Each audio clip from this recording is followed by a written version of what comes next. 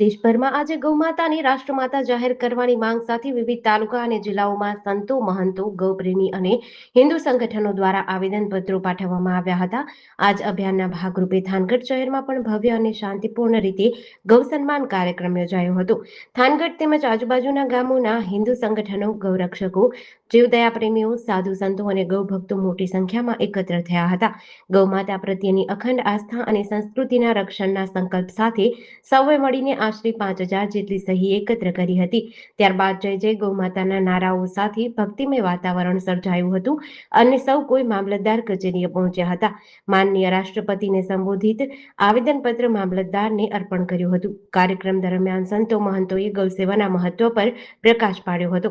આ પ્રસંગે મોટી સંખ્યામાં ભક્તો અને નાગરિકો પણ ઉપસ્થિત રહ્યા હતા. आवेदन पत्र गौ माता के लिए गौ माता को एक उच्चतम अधिकार मिले, चाहे कोई संविधान ऐसा हो या फिर गौ माता को राष्ट्र माता या फिर राष्ट्र देव या फिर राष्ट्र आराध्य कोई भी एक उच्च पद मिले गौ माता के लिए। इसके लिए हम सब लोग हिंदू आस्तिक इकट्ठा हुए हैं और यहाँ नहीं होगा तालुका में तो हम राज्य में भी जाएंगे, अगर राज्य में नहीं हुआ तो हम राजधानी तक जाएंगे और गाय को राष्ट्र माता बना के ही रहेंगे। जय गौ माता जय। આજ રોજ આદરણીય પ્રધાનમંત્રી નરેન્દ્ર મોદી સાહેબને તેમજ આપણા વીર જવાનોને હું સેલ્યુટ કરું છું, કારણ કે આજે તમને ખબર હોય તો ઓપરેશન સિંદૂરનું 1 વર્ષ થઈ ગયું છે.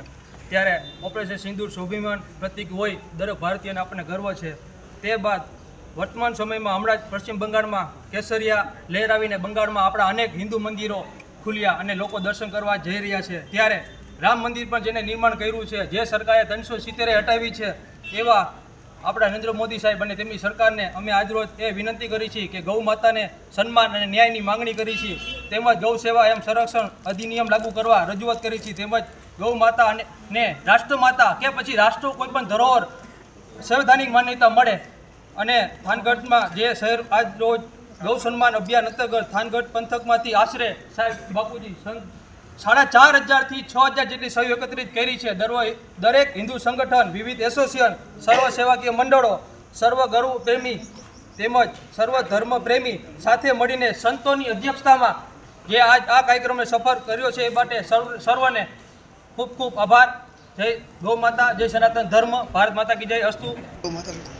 આજરોજ થાનગઢ તાલુકાના આસપાસના વિસ્તારના દરેક ગૌપ્રેમી મિત્રો અને ખાસ વિશેષ કે પૂજ્ય સંતશ્રીઓના આશીર્વાદથી અને સંતશ્રીના સાથ સહકારને સહયોગથી બધા જ સંતો પણ પધાર્યા છે. એમનો પણ ખૂબ ખૂબ આભાર કે જે આ મુખ્ય કાર્યક્રમ એટલે કે ગૌ સન્માન આહ્વાન અભિયાન પૂરા ભારતમાં ચાલી રહેલું આ ગૌ સન્માન અભિયાન એનો મુખ્ય ઉદ્દેશ્ય કે ગાયને રાષ્ટ્રમાતા જાહેર કરવી અને ગાય માટે સમાન કાયદો લાગુ પડવો અને ગૌ હત્યા બંધ કરાવી.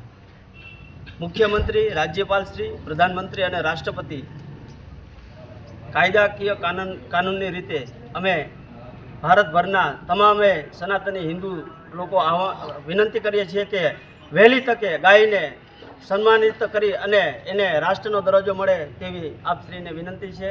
જય ગૌ માતા જય. નગર જનતાએ આજ જે ગૌ માતાને રાષ્ટ્રનો જો દરજ્જો દેવાનો છે, એમાં જે આજે જે વાત જે કરી બતાવી છે, જે બધા અહીંયા કલેક્ટર કચેરી, અહીંયા મામલતદાર કચેરી સાહેબ અહીંયા પધાર્યા છે, બધાનો ખૂબ ખૂબ આભાર.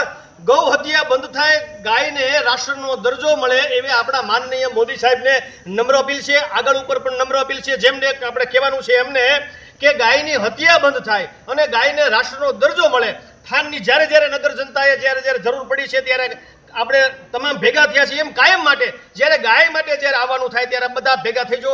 વધારે વાત તો ઘણી છે, પણ માત્ર ને માત્ર ગાયને રાષ્ટ્રનો દરજ્જો દેવામાં આવે એટલી આપણે સરકારશ્રી નમ્ર વિનંતી કરી. અને બીજી વાત કે બંગાળની અંદર આપણા આદરણીય મોદી સાહેબ ખૂબ સારી રીતે કર્તવ્ય બતાવ્યું છે, એમને પણ ખૂબ ખૂબ અભિનંદન. જય મા. આજે ગૌ સન્માન યાત્રામાં સમગ્ર સાધુ સંતો, સમગ્ર થાનગઢના તમામ સમાજના લોકો પધાર્યા છે. એ બદલ બધાનો હું ખૂબ ખૂબ ધન્યવાદ કરું છું, આભાર કરું છું.